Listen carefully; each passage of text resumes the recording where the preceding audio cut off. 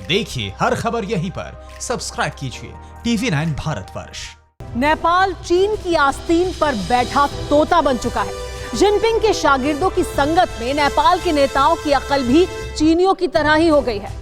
KP Sharma Oli चीनी राष्ट्रपति Xi Jinping के स्टाइल और चीन की गिद्ध दृष्टि एवं आक्रामक चाल की नकल करने की नाकाम कोशिश कर रहे हैं। लेकिन जो हश्र चीन का होने वाला है, क्या ओली नेपाल का भी वैसा ही हाल चाहते हैं?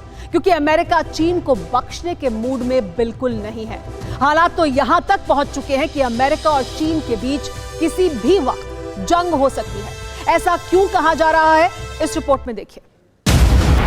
साउथ चाइना सी दुनिया का नया मैदान जंग है। यकीन कीजिए, जो हालात हैं उससे ये बात तय है कि तीसरे विश्व युद्ध का आगाज समंदर की इन्हीं लहरों के साहिलों से होना है।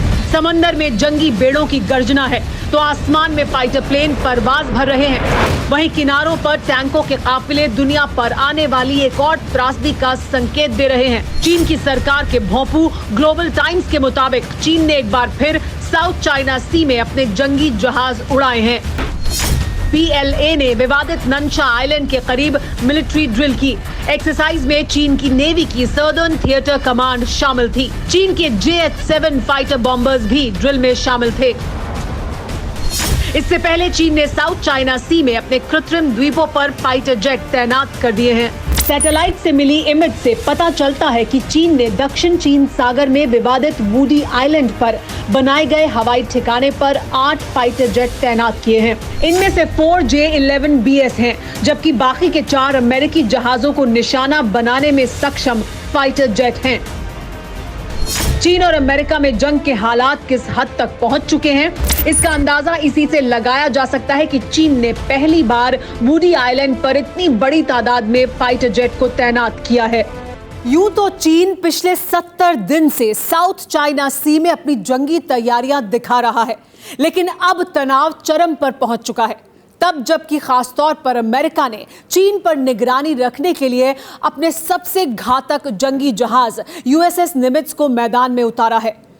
USS निमित्ज के मैदान में उतरने के बाद चीनी जनरलों के हलक सूख गए हैं।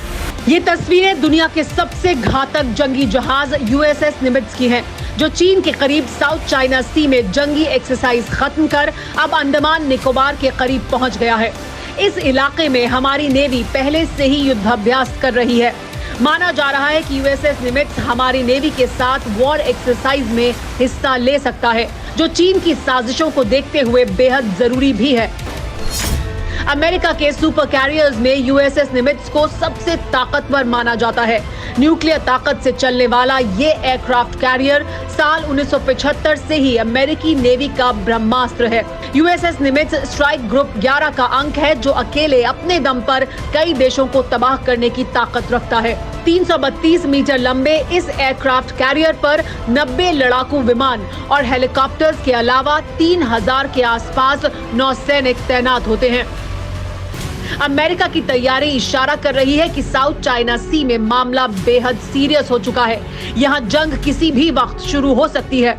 अगर ऐसा होता है तो दुनिया के सभी ताकतवर मुल्क एक साथ होंगे। ऐसे में माओ की संतानों का संपूर्ण विनाश तय है।